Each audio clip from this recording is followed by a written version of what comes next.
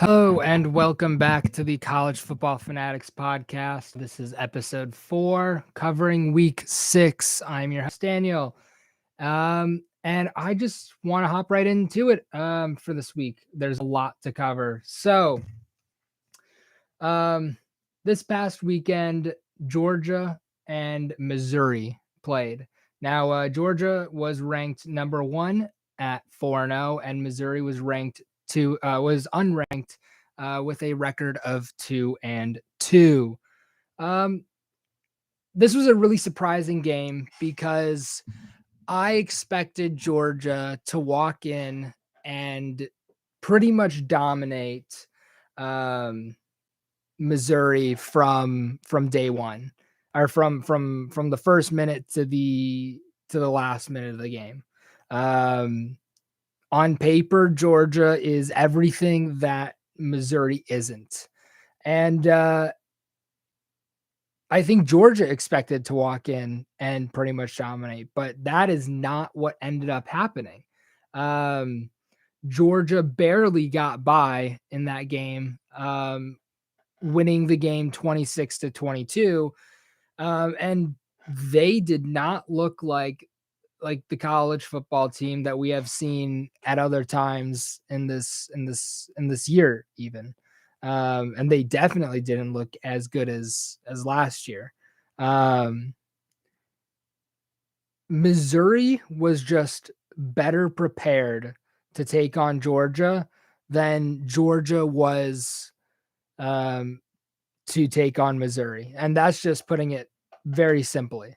Um, Missouri came into that game knowing that they were a strong underdog, and that they would have to fight for every last yard that they would get.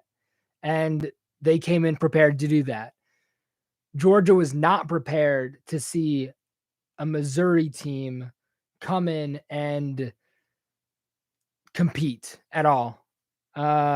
So when Georgia traveled to Missouri, they just expected to walk in, score 40 points and walk out, basically, I think is what they expected. And it's not what happened at all, not even close. I mean, Missouri's defense created a lot of pressure on Stetson Bennett.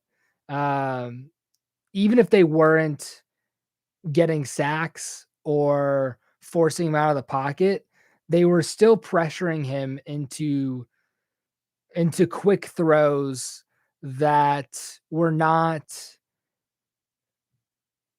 entirely all that accurate. And Stetson Bennett is a good quarterback. He is a quality quarterback. He's one of the top quarterbacks in the country, and still he was being forced into making poorly managed and timed throws on receivers that didn't seem to be entirely ready. Um, there were there was a big problem with several dropped passes in critical moments. I there was a couple of times where on like a third down or a time where Georgia really needed to pick up the pace, where Stetson Bennett would throw a ball and the receiver would just drop it. It might have been a little behind, but it was very catchable, um, for any semi decent receiver to catch. And that's a big issue. If you can't if you can't catch the ball, you're not going to be able to move the offense. And we saw that a lot in this Georgia Missouri game. So Stetson Bennett um, didn't have a great game either. He was a little over half. I think he was somewhere around 55 to 60% completions.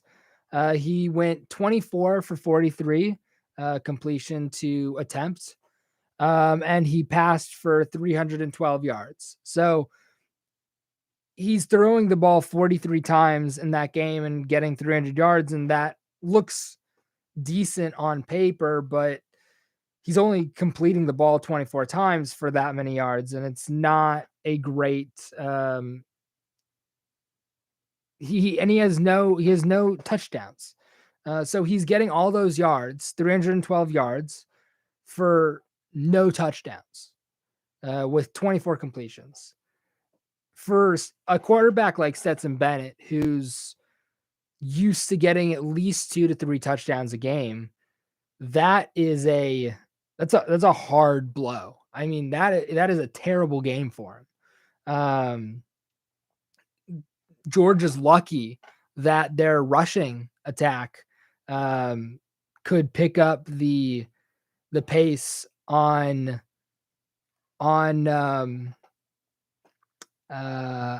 could pick up the pace on scoring that their passing couldn't. They rushed for 169 yards and 35 attempts, with 2 touchdowns. So when you look at it, when you look at it, the only reason Georgia won this game was because of their rushing. They really, it looked up until the last few minutes of the game in a late fourth quarter push. It really looked like Missouri was going to upset Georgia, which Missouri has never beaten Georgia at home. Not a single time has Missouri ever beaten Georgia at home. So one of the things that I saw people starting to bring up in, in college football chats is, oh, it's hard to play on the road at the SEC, in the SEC. And it's, and that is a complete, that is something that is not true at all. It's no harder to play on the road at the SEC than it is to play on the road in the Big Ten. Missouri is not a good football team at all. It's hard to win on the road against good football teams. And Missouri is currently 2-2 with wins against programs that are not really quality programs.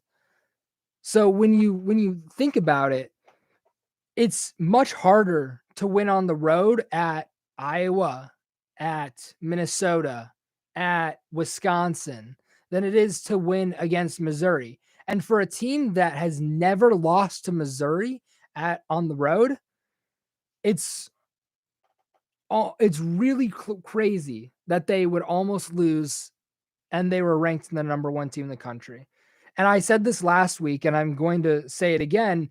This is a season that's going to, I think, by the end of the season, remind me of 2007 college football season, where there was a lot of crazy things happening. I mean, that was the year that Michigan lost to Appalachian State at home by a field goal. And that was the same year that I think 5 or 6 number 2 teams for consecutive weeks was knocked off. So for like 6 consecutive weeks, there was a different number 2 team because they just kept losing. There was no, it was a curse for number 2 teams to be ranked number 2 that season. People were joking that there was nobody in the country that wanted to be ranked at number 2, because then they would upset their season. And that proved to be quite prophetic at that time. And I'm sort of expecting, by the end of the season, there's going to be some sort of crazy stats on this season. But let's get back to the game. So Georgia trailed for the first time all season in this game. They started off the first quarter I think it was just 3-0, and then I think a few minutes into the it was either late in the first quarter or early in the second quarter, Georgia gave up a touchdown and they were trailing 10-0. Um, and that really matters because the important part of this game was not which offense could be high powered enough to score to outscore their opponent. This was really a defensive minded game. This was a game that really, in a way, reminded me of the um, Texas Alabama game in a lot of ways on how defensively focused this game was. Um, Missouri's defense looked really strong. As I said earlier, they were able to get pressure on Stetson Bennett. Georgia's defense obviously looked very strong. They did have an injury with Jalen Carter, I believe his name is, one of their top defensive players. I believe he's going to be out for a couple of weeks. And Georgia obviously got pressure on Missouri's quarterback. I think it was 3 sacks, if I'm not mistaken. Um, and it was 2 sacks. Sorry, it was 2 sacks, not 3. So it was really a defensively powered game, and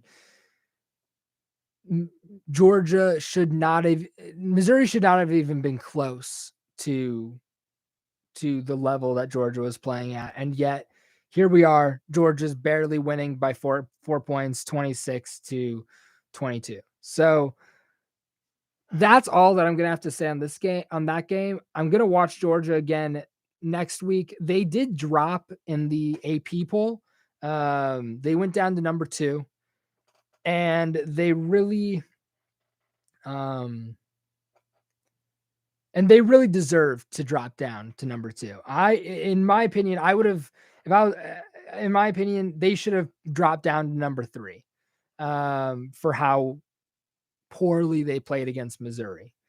But the team that I want to talk about next is the current number 3 team at Ohio State.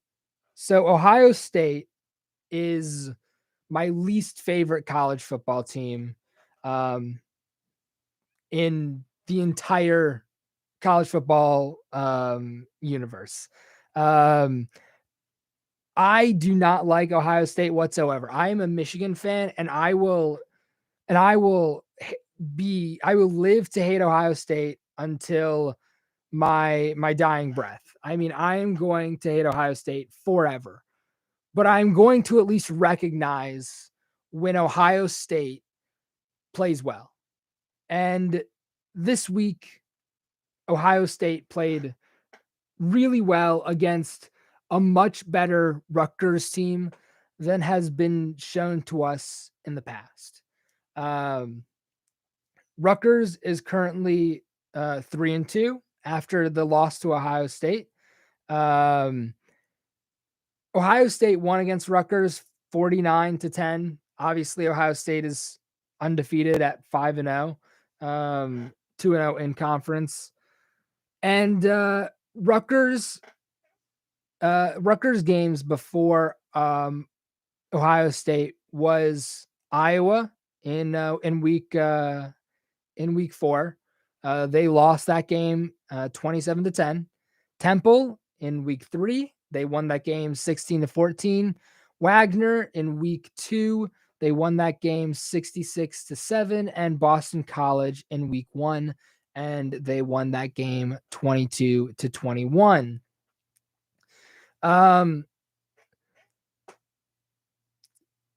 Rutgers came into the Big Ten after having a lot of success. And initially, Rutgers did really poorly.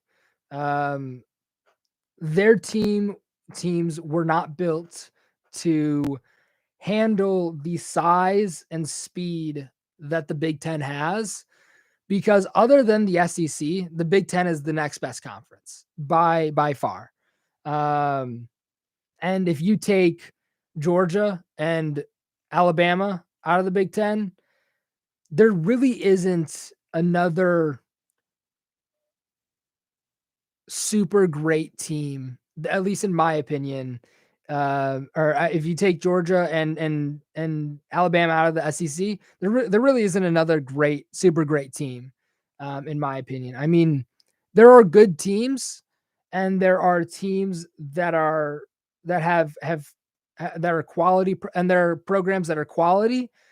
But in my opinion, the Big Ten has the best programs with tradition. So you have Minnesota, you have Wisconsin, you have Iowa, you have Illinois, which Illinois is not has not been a really good team for quite a while, and for the most part, their teams have usually been middle of the line, mid-tier teams that and they every once in a while have a very good team. Um, but I still am under the opinion, and I do have a bias. Michigan is obviously my favorite team. I've said it before on this podcast, and I'll say it again. I'm a Michigan fan by blood. My entire family went to Michigan. So I am strongly biased in favor of Michigan, but I still think that when looking at history of programs, and when looking um at up in up north where most of the Big Ten teams are, I still think that the Big Ten holds prouder traditions than the SEC. And that's a very controversial statement, and I get that. I'm going to get a lot of heat for it. Um, somebody's going to say something, but take you know Georgia and Alabama out of the SEC, and you take Ohio State and Michigan, the obviously two best teams out of the Big Ten. And I think that if these conferences played each other, the Big Ten would win most of these games. I just that is the opinion that I hold, and I will go down with the ship continuing to believe that. But I want to talk about this game.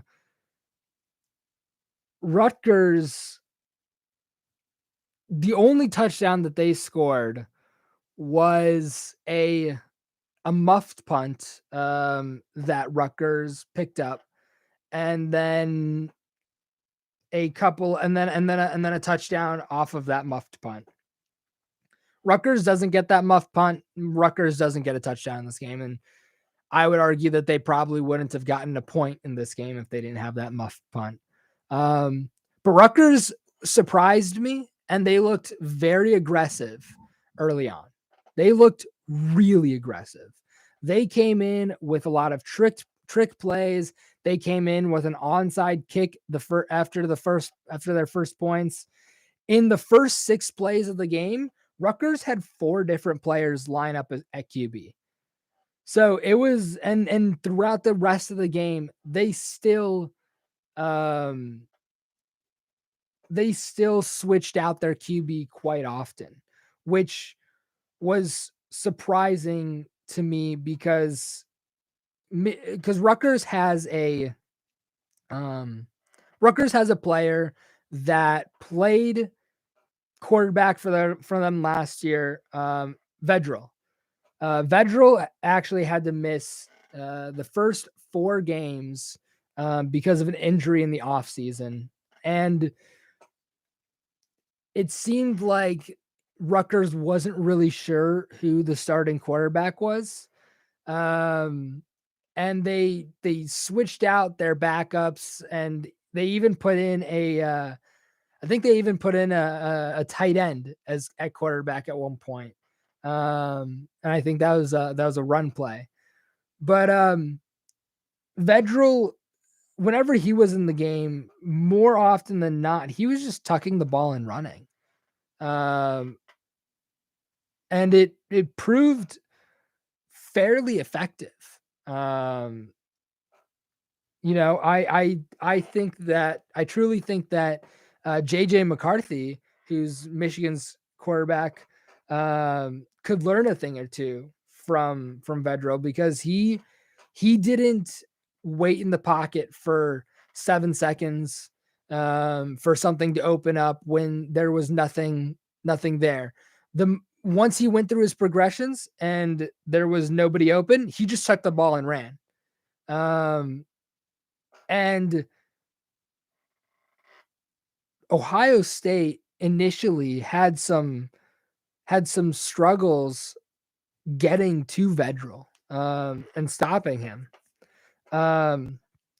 Although as the game went on, Ohio State showed very good depth at just about every position, which pains me to say, but you know, as of right now, they look like the best college football team in the Big Ten. Um, and I know Michigan is currently ranked number one, and Ohio State is ranked right behind them, but they still they still look like the best college football team in the country, and they looked big and strong and really, really fast in this game. Although their although Ohio State's O line seemed to struggle a little bit against the Rutgers defense. Now, the Rutgers defense was blitzing quite often, and they Rutgers proved that you could get to the quarterback in this game.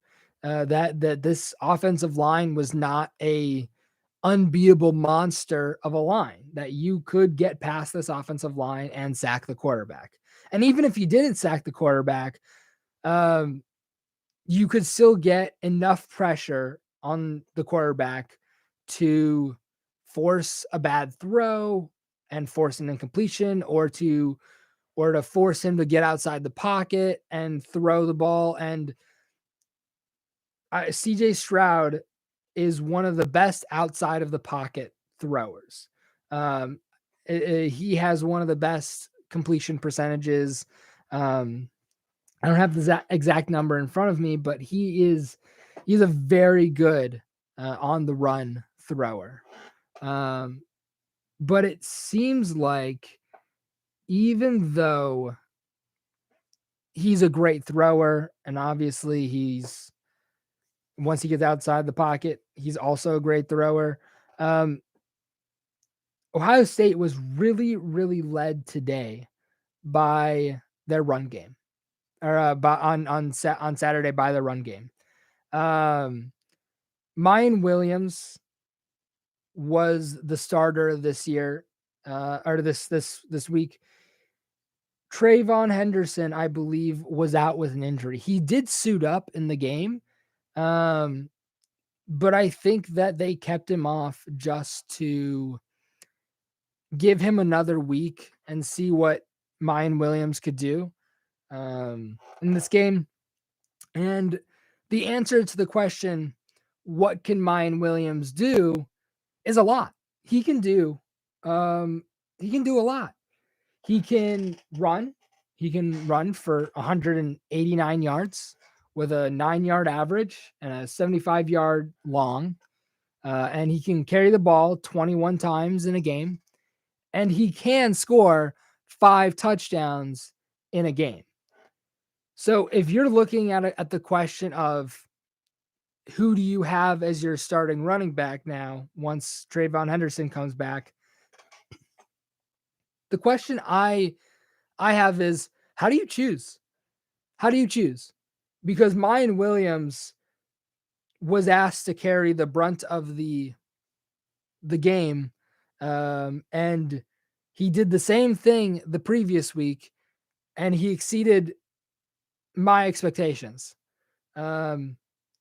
And I didn't think that Ohio State was actually going to run the ball that much.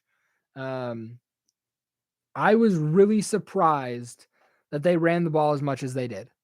And they ran the ball 34 times for about 250 yards, which for a team that I have always thought of as an almost air raid team is really balanced.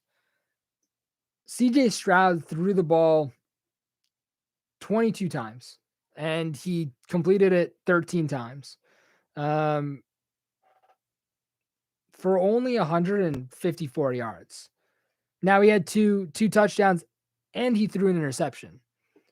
But on the season, CJ Stroud's stats are really phenomenal. I mean, it might not have seemed like it from this game.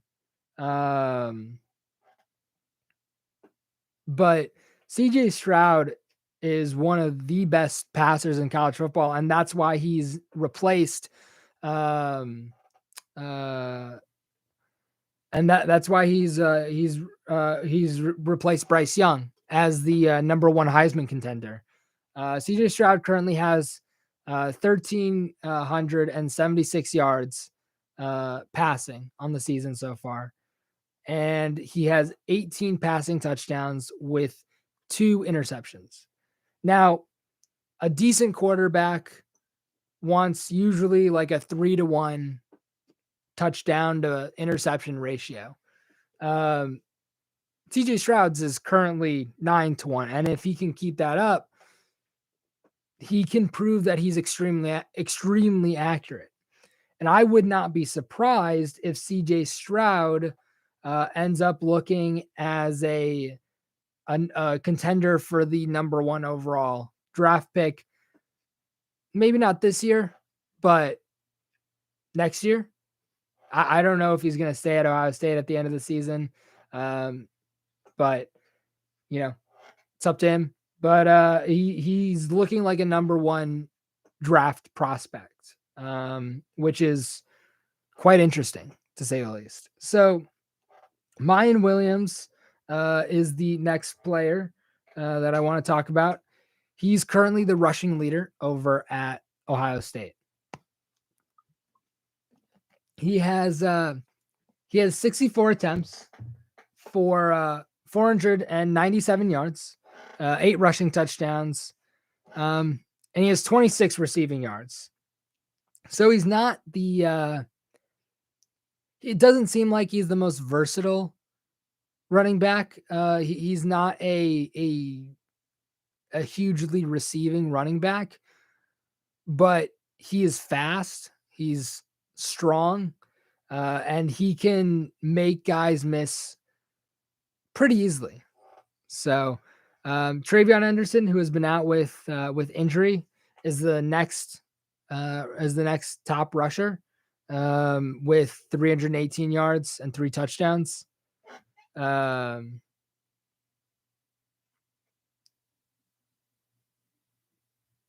So he'll probably be back next week, this upcoming week.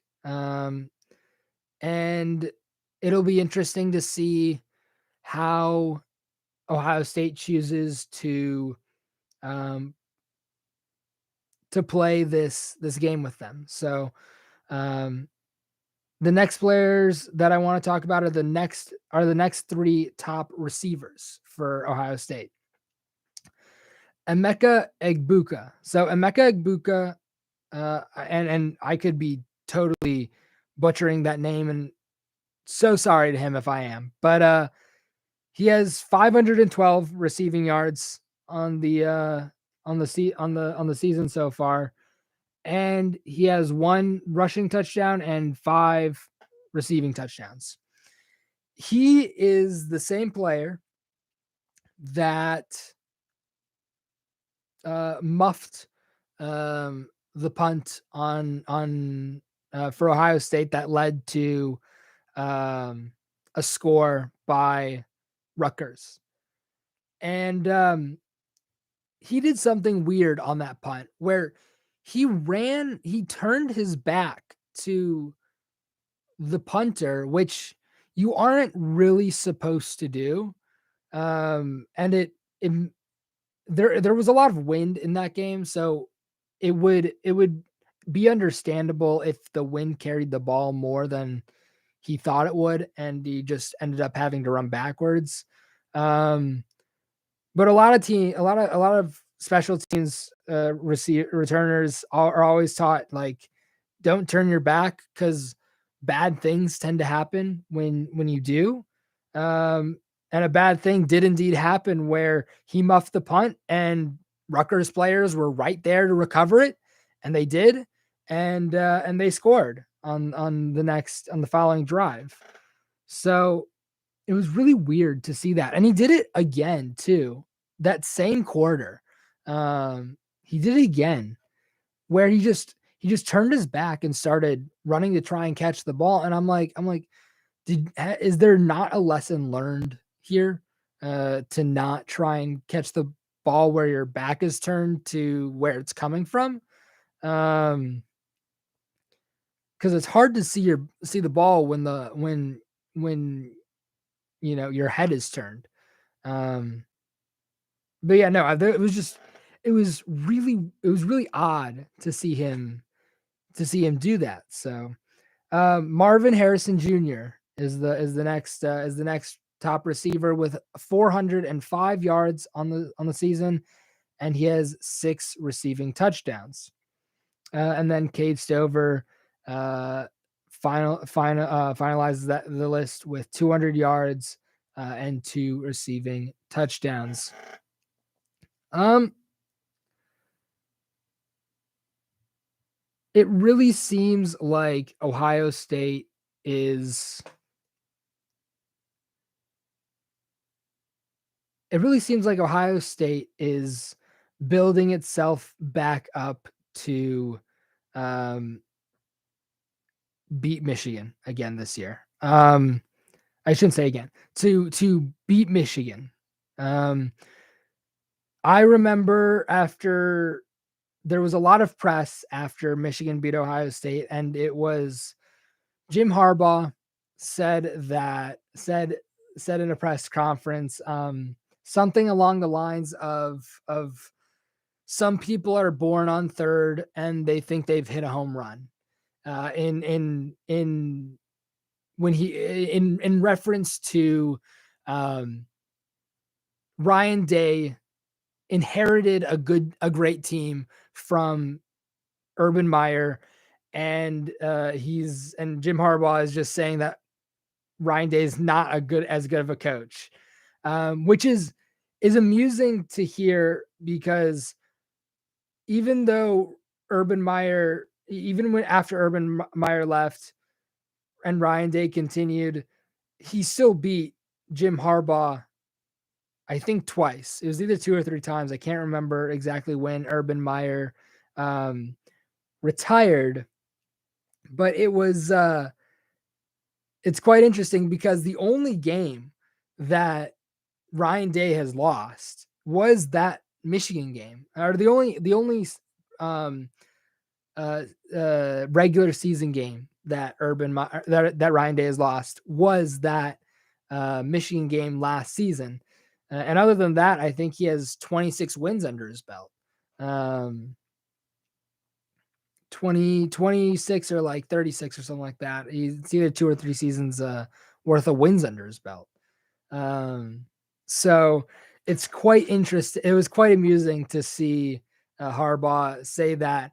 And part of me thinks Harbaugh didn't think he was going to stick around long enough to um, to really feel the consequences of saying something like that, because I think he thought that he was going to go to the NFL because if you guys remember, Harbaugh was up for the Vikings position in Minnesota, and I think that he thought that position was pretty much his after the season that he had with Michigan, and he and when it came out that he was actually interviewing, and that it wasn't just I think when he realized it wasn't just a given, he came back, and that created a lot of problems for him. I mean, his offensive and defensive coordinators both left from last season. Mike McDonald went back to the NFL to his brother, um, to Jim Harbaugh's brother in Baltimore, and Josh Gaddis, in my opinion, actually took a downgrade and and went to Miami, um, to play for to play at the U. Um, I mean, it really looked bad for Jim Harbaugh, and it still looks bad because Jim Harbaugh's recruiting class is not as good so far as it usually is at this point. I mean, usually at this point, it's within the top 15 recruiting classes in the country, and usually at the end of the season, it's usually within the top 10, um, top 10, top 15. I mean, I think last year Michigan's recruiting class was number 14. So it's saying something when Michigan's recruiting class is close to 30 this year. I think it says that the recruits are looking at this and saying, saying, is Jim Harbaugh actually going to be staying in Michigan, um, at Michigan, and if he doesn't, who are they going to have to replace? And a lot of college kids don't want to go to a school with that much uncertainty when they have to look at their future. If you're a 5-star or a 4-star prospect coming out of just coming out of high school, and you're looking at where you want to go to college, and possibly have the best chance to play in the NFL, a team where the head coach just tried to leave is not a great place to go. But it seems, and so it seems that Jim Harbaugh didn't think he was going to have um he didn't think he was going to have the repercussions that he ended up having. So moving on, um obviously Michigan won against Iowa 27-10, or sorry, 27-14. Um, it should have really been 27-7, but Iowa got a last like 10-second touchdown. So um, it didn't really matter, but it was just something that I looked at it. So obviously Iowa's a tough program to go in and win, especially for a top 5 team. And now in the past 5 times a top 5 team has played in Kinnick Stadium, um, Iowa has won 3 of them and lost 2. So other things going on in college football. A few weeks ago, Scott Frost lost his job at Nebraska.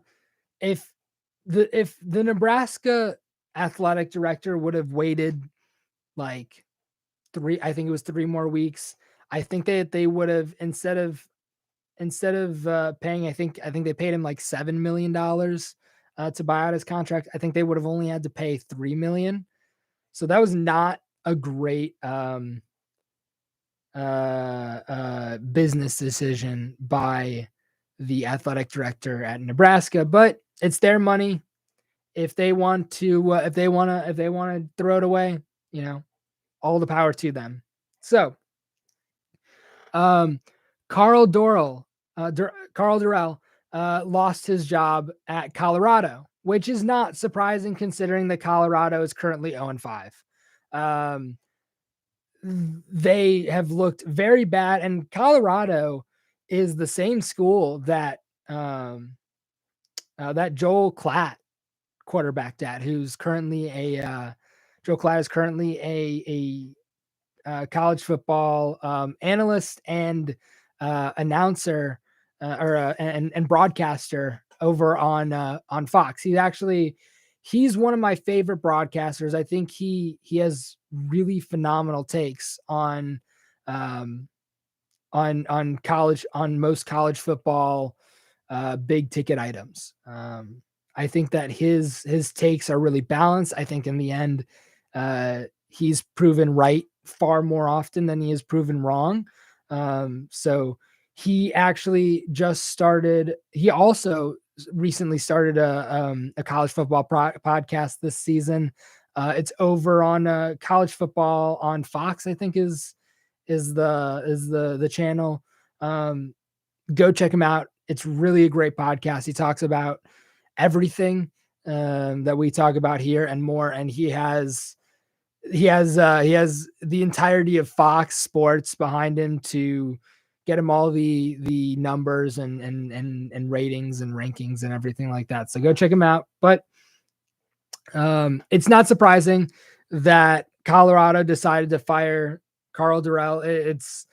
He has not been doing a good job at Colorado. So that is not in the least bit surprising to me. What was surprising and what I am pretty much baffled by is Wisconsin. Wisconsin fired Paul Chryst. So Paul Chryst walked into the weekend, to my knowledge, not knowing that his job was on the line. And he walked into the weekend with 67 wins in his tenure at Wisconsin. That is the third most in the program's history. So he has a record. He has a record at Wisconsin of 67 wins and 26 losses. That's a 72% win percentage. If it is, in my opinion, it is a dark day in college football where you can get sacked for having a 72% winning percentage. And it baffles my mind that they fired him. Granted, it seems that he seems to be going in a downward trend, but just because he didn't win everything you want him to win last year doesn't mean he's a bad coach, and it doesn't mean that he couldn't have recovered. Out of his first four seasons, he won at least 10 games. 10 games in his first four seasons, and he's getting sacked, I think, in year 6 or 7 or something like that. So to say that Paul Chryst is a bad coach is not remotely true at all. He won 9 games last year, and the games that he lost were very understandable losing games. I mean, I believe Wisconsin lost to both Michigan and Ohio State. Michigan goes on to win the Big Ten championship and go to the college football playoff. And Ohio State was a quality team in its own right. Paul Chryst has 3 Big Ten West titles. He doesn't have a Big Ten championship title, but he gets you to the game. There are not a lot of really good coaches that can replace him. And I think what happened was boosters and recruits and NIL sponsors were looking at this, and they were saying there is a young defensive coordinator named Jim Leonhard who has been at Wisconsin for 7 years. He's 39 years old, and he looks to be a pretty great defensive genius. And I think that a lot of it was the administration at Wisconsin was feeling pressure by people who could either help or hurt the Wisconsin program, to to change out the coaching staff at the head coaching staff. And I think a lot of them wanted Jim Leonard to to succeed Paul Christ. And this is what I've heard from people who are closer to the Wisconsin program than I am. They're people who have much more of an ear to the ground than I do. And so Paul Christ will go from being the defensive coordinator this season to the interim head coach. This is going to have to be a prove it time for Leonard. It was still baffling to me that that Paul Christ was fired in favor of Jim Leonard. I mean, it was really hard to see, because a coach that is that successful should never be fired. Unless unless he's having multiple like 7-win, 8-win or 7-win, 8-win seasons, he shouldn't be fired, especially at a program like Wisconsin. Now, Wisconsin's a decent program, and they have a long tradition of being a good program. They don't have a long tradition of being a great program, in my opinion, and especially in the past 10 years, they've been good most years. But I mean, when you're talking about a conference that has really been dominated by Ohio State, it's hard to see another great program in the entire Big Ten. But I still question the Wisconsin administration's decision to fire Paul Christ, because when you're looking at a 72% winning percentage coach, you can't find many guys to replace him. And if Jim Leonard is gonna end up being better, then all the power to him and good luck. I hope he does well. I have no ill will wished upon him.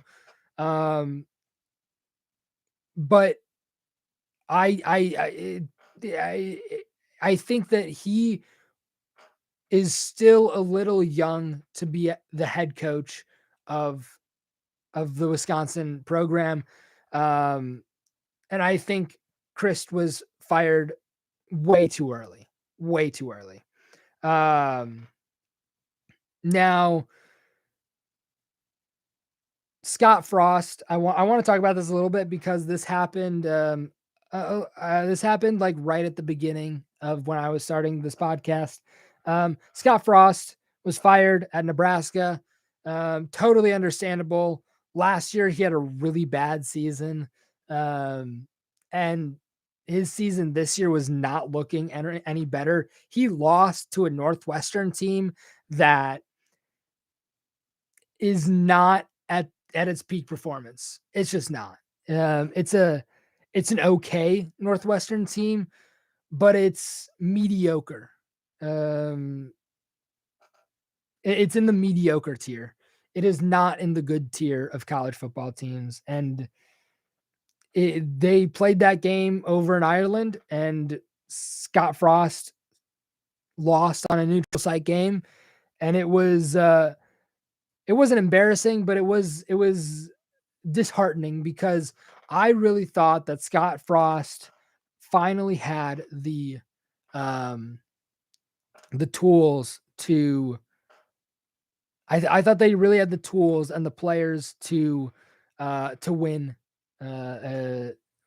around 9 games this season, and I really thought that he could have turned turned it around and in a couple of years even possibly competed for a Big Ten title. And it was really sad to see him to just see him kind of flounder at it.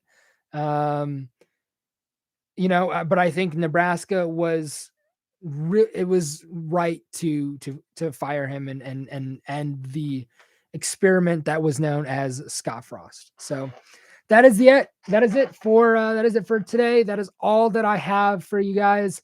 Check back in next week, Wednesday at 11. And I will see you guys next time.